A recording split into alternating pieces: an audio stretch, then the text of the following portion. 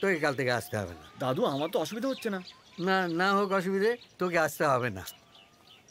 আচ্ছা দাদু, তোমার ছেলে হলে এটাই বলতে?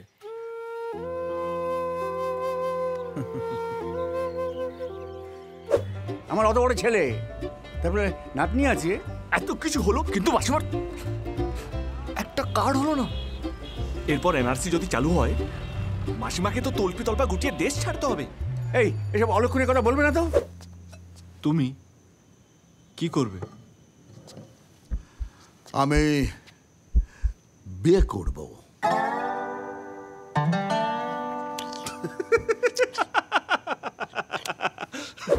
আপনি পদে প্রধান, আপনি পদে প্রধান হলে আমি মানুষের বিপদে প্রধান।